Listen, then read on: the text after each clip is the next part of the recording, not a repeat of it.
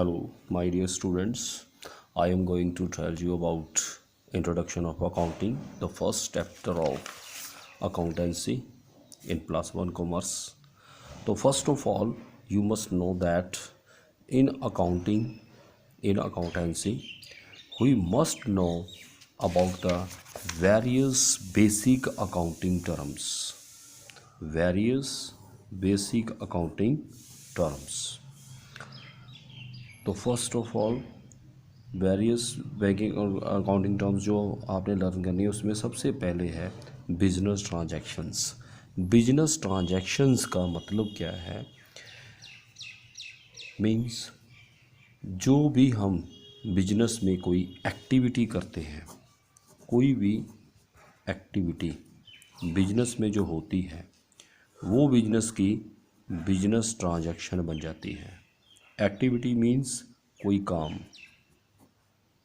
पंजाबी जब आप काम कह सकते हैं। जैसे for example if you paid expenses, you paid salary, you paid rent of your shop, you paid salary to the person who have you appointed in your shop. जो आपने बंदा कोई अपनी शॉप में रखा है, काम करने वाले लड़के रखे हुए हैं, उनको जो सैलरी देते हो वो सैलरी मीन्स ये बिजनेस की ट्रांजैक्शंस ही होती हैं। कोई भी एक्टिविटी जो होगी वो बिजनेस की ट्रांजैक्शन होगी। आप कुछ परचेज़ करते हो फिर उसको सेल करते हो, ये सब कुछ बिजनेस की ट्रांजैक्शंस ही होती है। इसमें आप कोई भी खर्चे करते हो, जो भी है, the various types of activities are involve in the business transactions. आप बिजनेस शुरू करते हो, आप पैसा लगाते हो बिजनेस में, इट मीन्स ये भी बिजनेस की ट्रांजैक्शन है। इन ट्रांजैक्शंस में दो तरह की ट्रांजैक्शंस हो सकती है, cash transaction, credit transaction. Cash transaction का मतलब जब आप कैश की फॉर्म में कुछ किसी को दे रहे हो जहाँ रिसीव कर रहे हो, जिसमें आपको कैश देना पड़ रहा है। जैसे मान लो आप सैलरी पेड करते हो, जहाँ आप गुड्स खरीद के रखते हो जो बिजनेस में आपने बेचनी है कल को या कभी भी, उसके लिए आप कैश पेमेंट दे देते हो, वो कैश ट्रांजैक्शन में आ जाएगा। दूसरी है क्रेडिट ट्रांजैक्शंस। क्रेडिट ट्रांजैक्शन में जो आप उधार परचेज़ करते हो, जहाँ आप उधार लोन लेते हो, गवर्नमेंट से लेते हो, बैंक से लेते हो, वो क्रेडिट ट्रांजैक्शन में आ जाएगा। फिर इसके बाद आ जाती है इंटरनल ट्रांजैक्शन, एक्सटर्नल ट्रांजैक्शन। ये ट्रांजैक्शन वाले टॉपिक में है सारा। जैसे मैंने आपको फर्स्ट चैप्टर के नोट्स भेजे थे ना पहले, उनमें ये टॉपिक है अकाउंटिंग, बेसिक अकाउंटिंग टर्म्स, उसी का मैं आपको दोबारा रिपीट करके समझा रहा हूँ।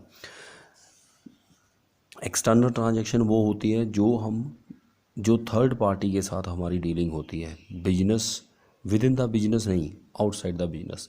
जैसे फॉर एग्जांपल आपने किसी कस्टमर को गुड्स सोल्ड किए हैं, इट मीन्स वो पर्सन आपकी शॉप में नहीं था, बाहर से आया, आपसे चीज़ें परचेज़ की, वो चला गया, इट मीन्स वो एक्सटर्नल ट्रांजैक्शन हो गई। इंटरनल ट्रांजैक्शन का मतलब होता है वो ट्रांजैक्शन जिसका लिंक आपकी बिजनेस के साथ होता है डायरेक्ट। जैसे आपने अपना जो भी पर्सन्स आपने रखे हुए हैं उनको आप कोई इंस्ट्रक्शंस दे रहे हो कि आपने काम ऐसे करना है, ऐसे नहीं करना है, वो इंटरनल ट्रांजैक्शन हो गई with in the company, with in the office, with in the shop. In transaction को जो भी हम पढ़ते हैं उनको एक अकाउंट के रूप में रखना पड़ता है। अकाउंट के रूप में मीन्स जैसे हम शॉर्टकट में बात करें तो एक पेज के ऊपर हम लिख के रख लेंगे कि इस प्रकार की ट्रांजैक्शंस हमने शुरू की है। जैसे मान लो फॉर एग्ज़ाम्पल आप सेल्स करते हो, आप सेल्स का डेली लिखोगे कि डेली आपकी कितनी सेल हो रही है, जहाँ मॉर्निंग टाइम पे कितनी हुई, आफ्टरनून टाइम पे कितनी हुई, इवनिंग टाइम पे कितनी हुई, मीन्स पूरी डिटेल। ऐसे डेली सेल्स, या फिर वीकली सेल, या फिर मंथली सेल, या फिर क्वार्टरली सेल्स, या ईयरली सेल्स, मीन्स सेल्स की पूरी detail, that is the account of cell.